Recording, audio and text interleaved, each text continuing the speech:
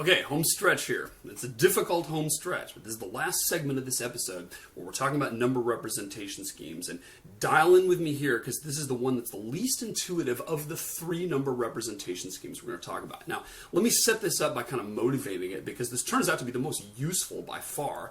And it's kind of a bummer that it turns out to be the least intuitive of them, but that's just kind of how life worked out, right? Here's the deal.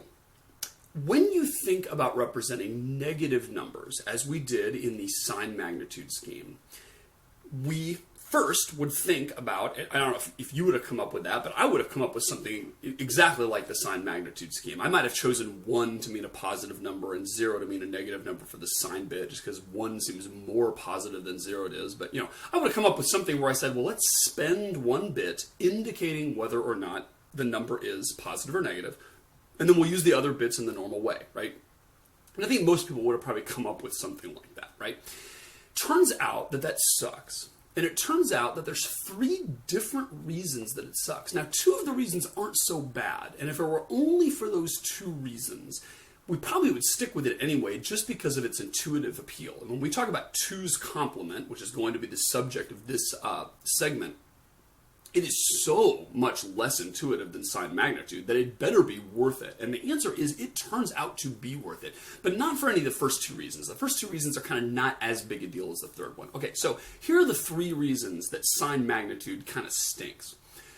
The first one is that when we represent the numbers, our range shrunk a little bit. I don't know if you noticed that, but if you recall, an unsigned number, if we used our byte, all the bits to represent simply place value things, we could represent things in the range 0 to 255. And that, of course, is 256 different values.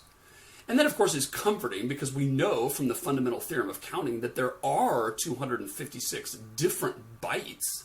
There's 256 different sequences of zeros and ones. Therefore, unless we sort of, didn't get much for our money, we better end up with 256 different values to represent, right? Otherwise, we kind of, bad deal. The sign magnitude, though, it turns out, it is a slightly bad deal. Because if you remember, the sign magnitude, the highest number we could represent was this one. 0 in the first bit, meaning it's a positive number, and then 111111. That turned out to be the number 127. The lowest number we can represent is 111111, right? Is that 8 ones? Yeah. And that's because that would be a negative number, same absolute value. And that's going to be the number negative 127. Now, if I ask you, how many different values are there between negative 127 and 127 inclusive? The answer is there's only 255 different values. 255 different values. Sad face. We lost one, right? And the second bad thing about sign magnitude turns out to involve exactly the one that we sort of lost, right? The first 2 reasons that it's bad are related. But if you think about this, right, negative 127 all the way to negative 1, that is 127 different values. Make sure you get that, right? 1 to 127 is 127 different values, just like negative 1 to negative 127 is 127 different values. And then 0, 1, 2, 3, all the way up to all the way up to 127, that right there is 128 different values. And so this all adds up, right? 127 plus 128. And so there's 255 different values, not 256. Now, if you ask ourselves, why did we lose one? You can realize the answer because if I asked you, how do you represent the number 0 in a sign magnitude scheme? The answer is 0, 0, 0, 0, 0, 0, 0, 0, right? That's how you represent 0 because that's a 0 for the sign bit and then all zeros there. But the problem is we could also represent it that way, right? That's the number 0 in a sign magnitude scheme because we have an absolute value of 0. And then we're saying it's a negative number. But of course, negative has no meaning for 0, right? And some people, for this reason, call that value it's sort of sort of just a joke almost, but what they mean when they say -0 is they mean this byte in a sign magnitude scheme. And it turns out that we're using two different things both to represent the same value, which is the number 0.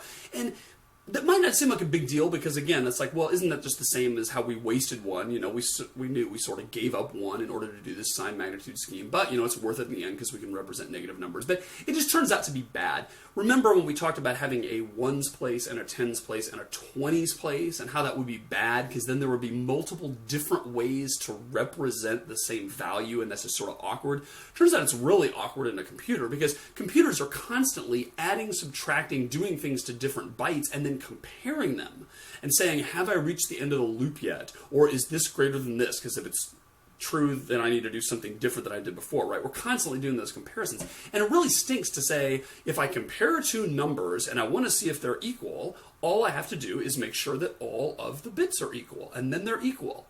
Oh, except if all of the bottom 7 are 0, then in that one special case, then I actually don't care if the top number matches. They're equal anyway, right? It turns out to be problematic, time-consuming, turns out to take longer and require more circuitry to build hardware that does complicated things rather than simple things. And so this business about having two different ways to represent 0 just turns out to be a pain in the butt, because then we have to have our hardware have special cases and saying, oh, it's not just as simple as comparing each bit. We then have to say, oh, but if the bottom 7 are 0, then we don't care about the top one, and that just turns out to be a pain, right? So those are the first two reasons that the sign magnitude number is kind of a bummer. Now, the third reason is the biggest one, and by far the biggest one. And this is the reason that we're going to ditch sign magnitude numbers, as intuitively pleasing as they are, and go to this thing called 2's complement, which is really a bear to get your head around, but turns out to be awesome. And here's the reason.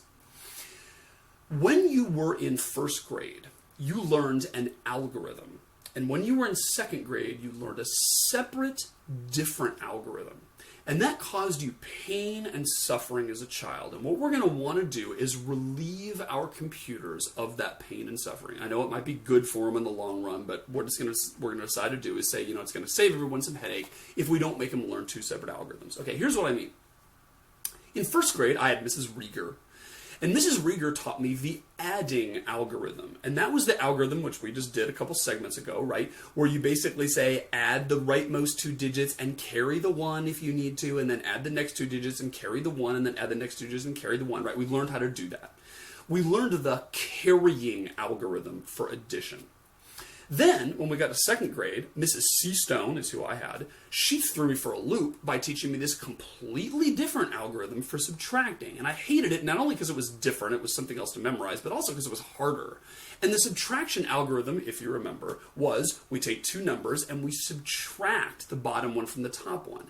Oh, except if the bottom one is bigger, then we have to do this really annoying, irritating borrowing thing to borrow from the previous digit and subtract that by 1 to keep track of everything, right? And it gets really annoying if borrowing causes us to then cascade our borrowing to the next thing. And, I never got the right answers on those things, right?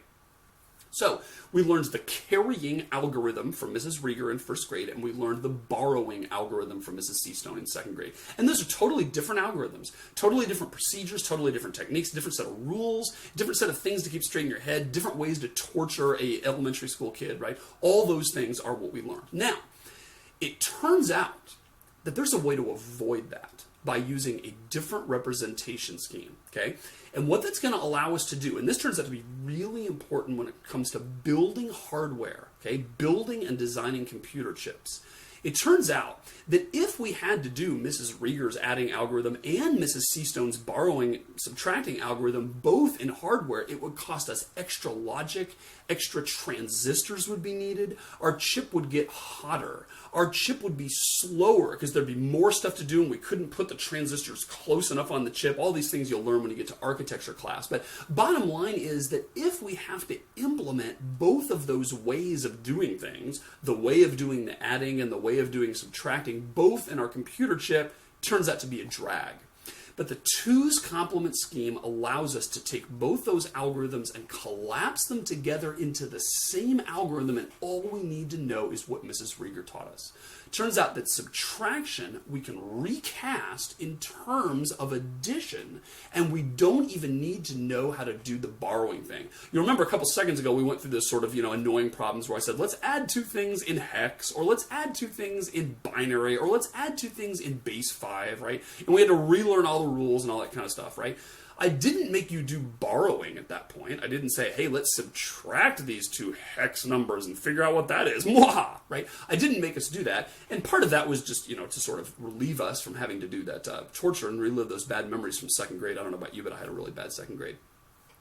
Not because of Mrs. Seastone, but because of my own problems. Anyway, what I'm trying to say here is that I didn't make you do that because it turns out there's no need to do that. It turns out in binary we never need to do the borrow thing because of the magic of two's complement. Okay, so finally let's learn what this scheme is. Let's learn how two's complement works. And it is spelled like this, two's complement. It's actually a possessive, okay? There's actually another thing called one's complement, which we're not going to learn. We're going to learn two's complement because that's the thing that's actually used. Again, my spelling nit, notice that's an E, not an I. This is not, wow, 2, you're really a really nice number.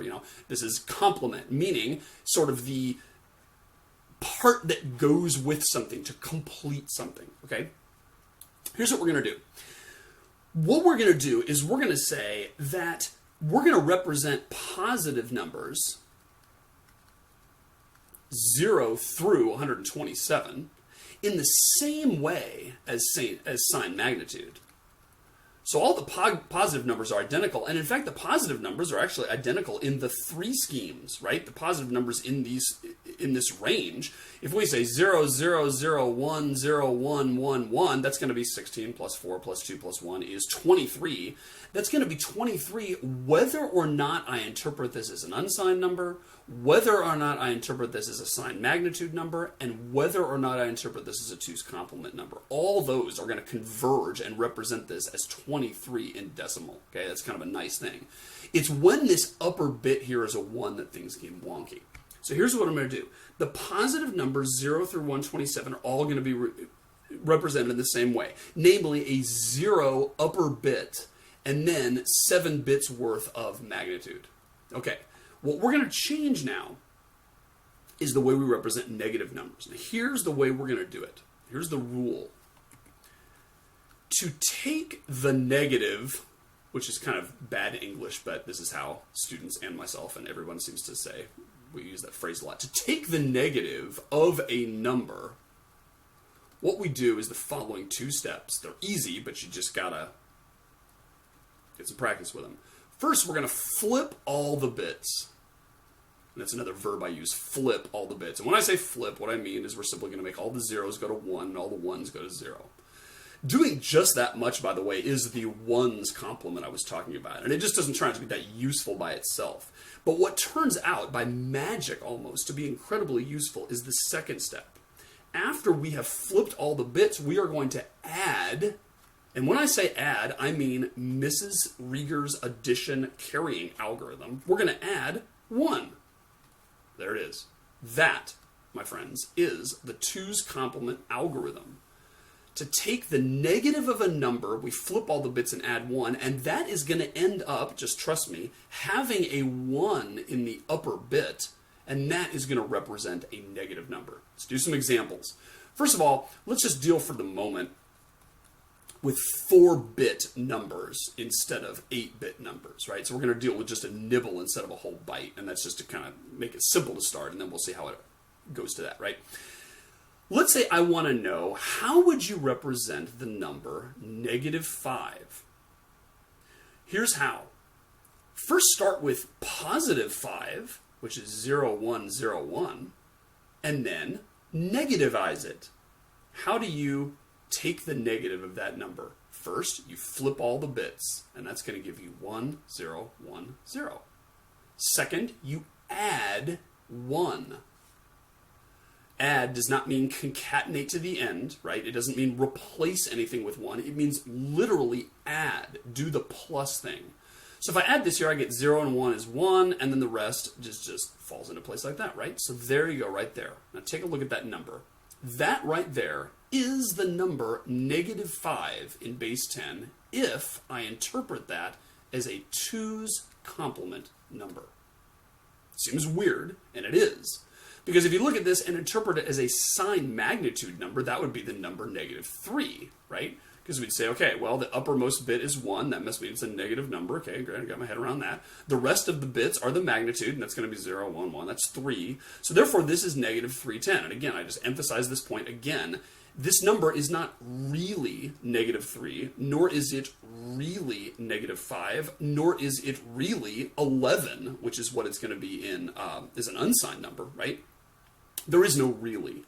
It all depends on the interpretation scheme, and we're going to say that -5 is represented that way. Okay, it doesn't seem like there's much method to the madness, but there will be. How do we represent -2? Well, first we take +2, which is that. We know that that thing right there is equal to +2. Then we're going to flip all the bits and add 1. Add 1, we get 1 plus 1 is 0, carry the 1, 1 plus 0 is 1, da-da-da-da-da. That right there, my friends, is -2 if I interpret this as a 2's complement number. How do we represent -7? Answer, first I take +7. And then, so that number's +7, I flip all the bits and add 1. And I get 1, 0, 0, 1. Therefore, that, my friends, is -7 in 2's complement. Now, a lot of people mess this up. They get their head around, flip all the bits and add 1, flip all the bits, add 1, flip all the bits, add 1. They get used to that routine, but then what they forget is sort of how they started and ended the process, right? We started by saying, I've got the number -7 that I want to represent. How do I represent that? So the way we started that chain was first we said, well, let's express the magnitude as a positive number. So let's forget about the negative for the time being, and let's just express 7, and plain old 7 is that. And since that is 7, it must be the case that if I flip all the bits and add 1, I will get -7. And that is how we know that this thing is -7. It's because we started with +7, flipped all the bits and add 1, and we got -7. Now, in case you're worried about this, whether this works the other way, let's just convince ourselves that it does. Let's start with 1, 0, 0, 1, which, just between us and the four walls, we know that's -7, right? But let's just verify that if we flip all the bits and add 1, we get back +7. If that doesn't happen, we'll jump off a bridge, right? So 1, 0, 0, 1, let's flip all the bits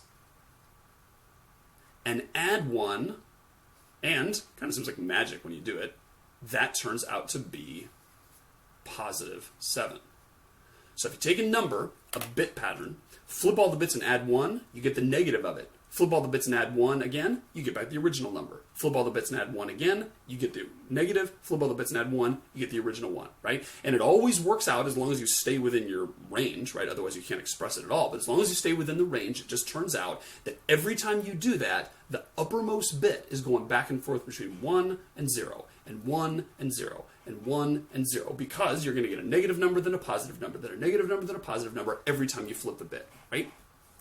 Now, let's do some interesting cases here, right? So here's an interesting case. Let's talk about -4. How do we figure out how to represent that? Well, first we write down +4, which is that. Then we flip all the bits and add 1. Flip all the bits, add 1, and we get 1 plus 1 is 0, carry the 1. 1 plus 1 is 0, carry the 1. 1 plus 0 is 1, and 1 right there, and we get that right there. That's -4. Now, why do I say that's an interesting case? I just think it's sort of interesting because this is -4 if you interpret this as a 2's complement number. But lo and behold, it's also true that if you interpret this as a sign magnitude number, it is also -4, right? Because the uppermost bit is a 1, therefore it is a negative number. Then you say, well, what is that? And of course, that is the number 4, therefore this is -4. So -4, turns out, in a 4-bit number, it rendezvous as the same for each scheme, right? And that's actually the only negative number where they rendezvous. Because if we say, you know, let's write out all the numbers here that are 4 bits, right? 0, 0, 0, 0, 0, 0, 0, 1, 0, 0, 1, 0, all the way up to 0, 0, 0, 1, 1, 1, 1, right? all those numbers there are the numbers 0, I'm sorry, I meant to say 0, 1, 1, 1 right there, right? That range of numbers right there is the range 0 to 7, positive numbers, right? And that's true, actually, whichever of the three schemes we pick. It's not true in the Michael Jordan scheme, where I just sort of, arbitrarily assigned bit patterns to values. But in the three schemes we've learned, unsigned, sign magnitude, and 2's complement, those all actually have the same value. Now, what gets weird is when we start, making the upper bit 1, right? And so let's actually write out all the numbers where the upper bit is 1. We have 1, 0, 0, 0. We have 1, 0, 0, 1. We have 1, 0, 1, 0. We have 1, 0, 1, 1. We have 1, 1, 0, 0. We have 1, 0, 1. I'm sorry, 1, 1, 0, 1. We have 1, 1, 1, 0, and 1, 1, 1, 1. Sorry, kind of getting messed up here, right? But there are 8 of them, thank God, so that worked out, right? Because we're holding the top bit fixed as 1, and then these bottom 3 we're letting go through every combination. So there's 2 choices for the first one, 2 choices for the second one, 2 choices for the third one, 8 different combinations. Okay, so what do these numbers map to? Well, in sign magnitude, let's pick a color for that. Let's make that green, right? Sign magnitude, that thing right there is the dreaded -0. That right there is going to be -1. That right there is going to be -2. That's going to be -3, -4, -5, -6, and the last one's -7 because that is going to be a negative sign because the top bit is 1, and then the last 3 is going to be 1, 1, 1, which is 7, right? So that's what they are in sign magnitude. Now, let's do 2's complement. Same bit patterns, but interpreted a different way. This 1, 0, 0, 0, what is that? Well, that actually turns out to be a tricky one. I'm going to come back to that one in a second. 1, 0, 0, 1, let's do that one. 1, 0, 0, 1, here's how we figure out what number that is. We say, that's 1, 0, 0, 1. Okay, great. Is it a positive number or a negative number? And the answer is it's negative. And that trick works with 2's complement too. Okay, so just remember that. Any number in which the upper bit is negative, or excuse me, the upper bit is 1, indicates a negative number. So that can be considered a sign bit of sorts, kind of like in sign magnitude, but the difference is that it's not only a sign bit. Okay, it's not only a sign bit. It is a 4-bit number here that we're going to interpret via this complicated flip all the bits and add 1 scheme. And it just so happens that every time we have a 1 in the uppermost bit, it turns out to be a negative number. And conversely, every time we have a negative number, it turns out we have a 1 in the top of the scheme. So you can tell at a glance whether a 2's complement number is negative by looking at the topmost bit. But that doesn't mean you then strip that off and treat only the remaining bits. That's not how it works, right? Of course, the way it works is we say, well, and get the logic here, right? Because this kind of confuses students. First we say, if we want to figure out what number that is, we say, let's find out if it's negative or positive. Because if it's positive, then that means just take the magnitude of the rest, and that's easy. Oh, but it's not positive. Shucksy darn. So what we're going to do is we're going to say, let's flip all the bits and add 1, and that's going to give us 0, 1, 1, 1, and that is 7. Now here's where students make the mistake. They think they have eureka at this point and say, the answer is 7. But no. Here's the deal. This number is 7. This number here is therefore -7.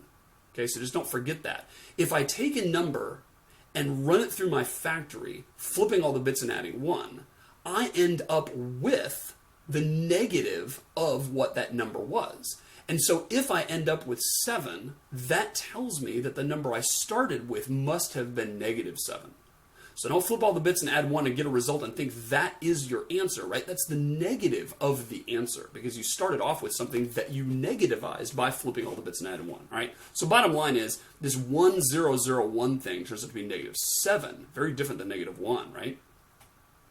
What if I have 1, 0, 0, 1? What number is that? Well, it is a negative number.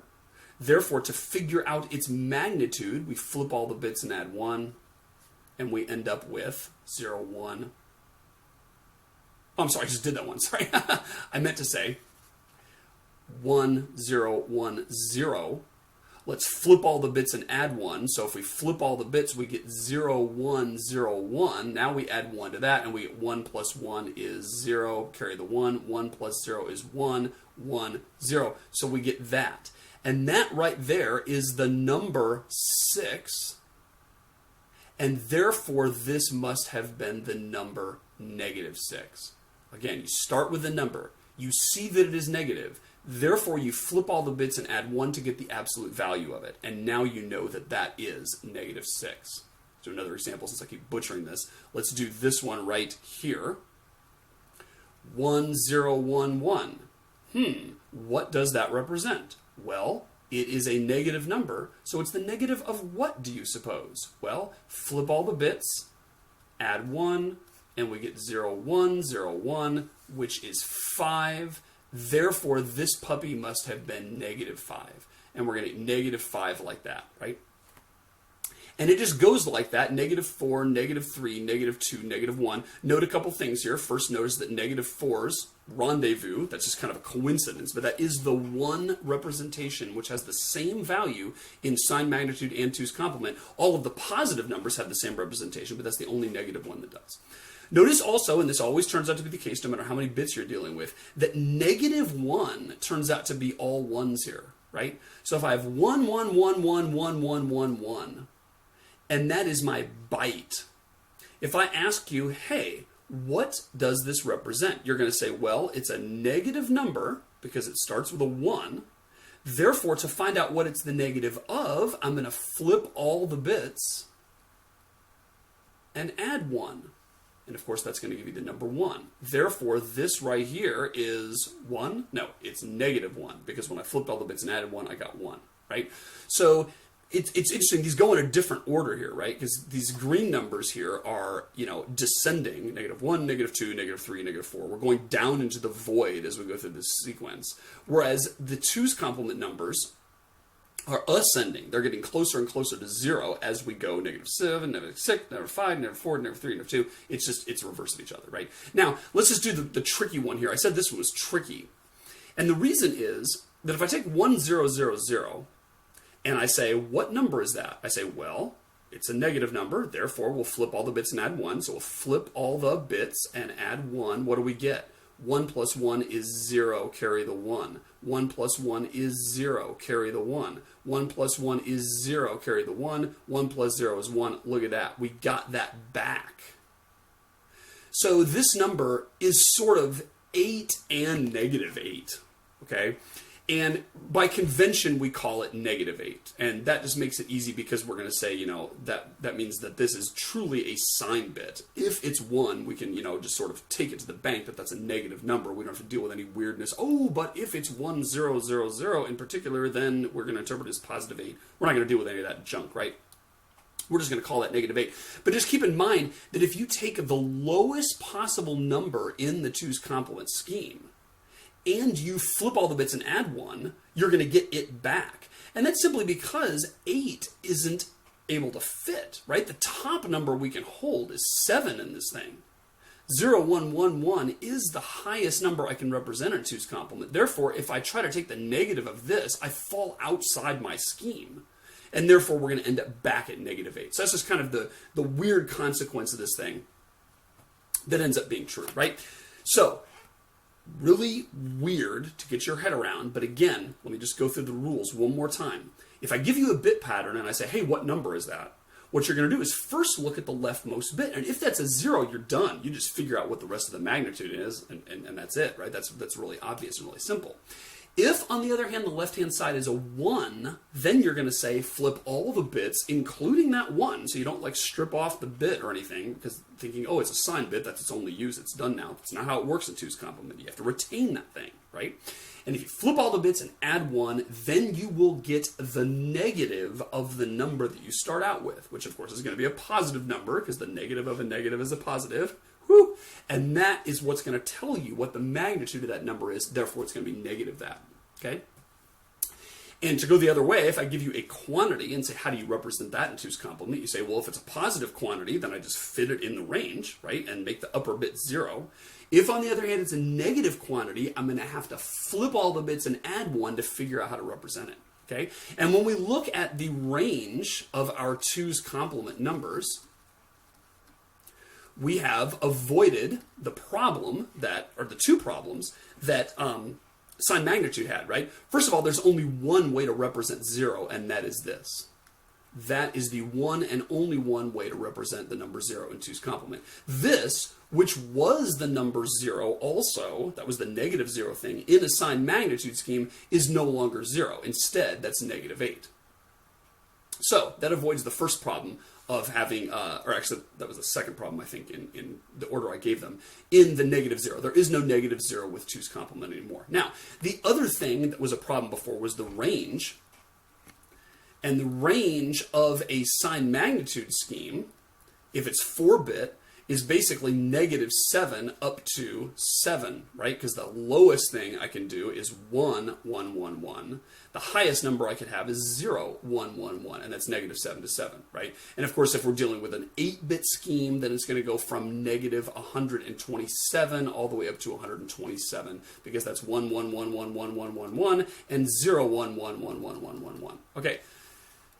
In 2's complement, we get that missing value back, right? We reclaim it, because now the lowest number we can represent is 1, 0, 0, 0, that's negative 8, and the highest number we can represent is 0, 1, 1, 1, which is 7. And therefore, we have all 16 values, not 15 as we did up here, if we use a 2's complement scheme. And similarly, if we do, the whole 8-bit thing, then 1, 0, 0, 0, 0, 0, 0, 0, that is going to be the lowest number we can represent, which is going to be negative 128. And if you don't believe me, flip all the bits and add 1, and you'll figure that out, right? All the way up to 0, 1, 1, 1, 1, 1, 1, 1, and that's going to be the number 127. And so 127 through, or negative 128 through 127 is 256 different possible values instead of 255. So isn't that nice? We got back our missing value. Okay. But again, that's not which side of the bread is buttered, right? That's not where we're really getting the bang for the buck. The reason we put ourselves through all this pain with the 2's complement thing is to get addition and subtraction to use the same algorithm. So let me show you this. And this, I think you'll agree, is pretty magic. Here's what we're going to do. Let's say we want to do a thing, like we're going to say, let's go to 8 bits now. We'll go ahead and do the 8-bit numbers. And let's say I want to add 7 and 5. The way I'm going to do that is I'm going to say, let's represent 7, 0, 0, 0, 0, 0, 1, 1, 1. And let's represent 5, 0, 0, 0, 0, 0, 1, 0, 1. I know I'm doing that kind of fast because I've done this a lot. Just make sure you can get that, right? That is the number positive 7. That is the number positive 5. And therefore, 1 plus 1 is 0, carry the 1. 1 plus 1 is 0, carry the 1. 1 plus 1 plus 1 is 1, carry the 1, 1 on 1. And the rest of these is 0, right? And if you work that out, that's going to be the number 12, right? So this worked. Now, what if we want to do 7 minus 5? Problem is, this is where Mrs. Seastone enters the picture. And now we're going to have to say, now instead of doing all this carrying stuff, now we got to do the borrowing stuff, and that's going to be a pain. We got to relearn the rules for that. We got to build new hardware for that, all that kind of stuff. Okay, but turns out not so. Because 2's complement says, we don't want to do subtraction. We like addition. We don't want to do 7 minus something. We want to do 7 plus something. Now you might say, well, that's great, but if you want 7 minus something, I'm sorry, but that's the answer you have to figure out. But keep in mind, that's 7 plus negative 5. Now, that might not seem like a big deal, but check this out and tell me if this is not awesome. 7 is 0, 0, 0, 0, 0, 1, 1, 1. We are going to doggedly add. We are not going to subtract because we don't feel like doing the Mrs. Seastone thing. But the question is, we're going to add what? Well, we have to add negative 5. Well, what is negative 5? Negative 5 is the flip or the reverse or the inverse or the negative of positive 5. Well, what's positive 5? Positive 5 is 0, 0, 0, 0, 0, 1, 0, 1. That means to get negative 5, we have to flip all the bits and add 1. So let's do it. 1, 1, 1, 1, 1, 0, 1, 0. Add 1. Sorry, I'm running out of room here. We're going to add 1 to that thing, and we're going to get 0 plus 1 is 1, 1, 0, 1, 1, 1, 1, 1. So that whole thing right there must be, says Sherlock Holmes, negative 5. because when we started with positive 5, flipped all the bits and add 1, we got it. And that's what tells us that must be negative 5. And again, if you have any misgivings about this, let's just make sure we can go the other way. 1, 1, 1, 1, 1, 0, 1, 1. I'm claiming that's negative 5. Well, then if I flip all the bits, 1, 0, 0, 0, 0, 0, 1, sorry. 0, 0, 0, 0, 0, 1, 0, 0. That's how we flip all the bits. So I flip all the bits, and then I add 1, and we get back 0, 0, 0, 0, 0, 1, 0, 1, which, lo and behold, is 5. Therefore, this must be negative 5. Okay, so we verified that. Now, let's do the magic. What we're going to do is we're simply going to cavalierly add these two things using the addition algorithm. So I'm going to take my negative 5 and write it here. 1, 1, 1, 1, 1, 0, 1, 1. Now look what's going to happen. We're going to simply add these two numbers. 1 plus 1 is 0, carry the 1. 1 plus 1 plus 1 is 1, carry the 1. 1 plus 1 is 0, carry the 1. 1 plus 1 is 0, carry the 1. 1 plus 1 is 0, carry the 1. Broken record. 1 plus 1 is 0, carry the 1. If you know what a record is. 1 plus 1 is 0, carry the 1. Because this is the MP3 generation. 1 plus 1 is 0, carry the 1. And since we've run out of bits, you know what we're going to do? We're just going to drop it on the floor. So what I end up with here is this number. Now, what is that number? Holy Moses, that's 2. Coolness. We just did 7 plus negative 5 and got 2, and that, my friends, is the right answer. And that's not a coincidence. That always turns out to be the case. Turns out all you have to do to subtract any number is simply add the negative of it. And you can use the addition algorithm to make that work out. Now, you can't do that in base 10. There is no way to, flip all the numbers. I mean, what does flip even mean, right? There's probably some complicated mathematical way to do it, but nobody wants to do it. But we do it very, very easily with the 2's complement scheme. So the bottom line is, take two numbers in the 2's complement scheme and just add them, and that is adding them. Which means that if you want to do subtraction, take the flip of the second one and just do addition, and the whole thing works out like magic. Now, the only other last little detail we got to work out here is how to figure out what happens if we roll outside of our range. And what we're going to do in this very last segment is we're going to learn how to detect overflow and how to figure out whether your answer actually turned out to be correct or whether you're going to get nonsense because you rolled over the odometer.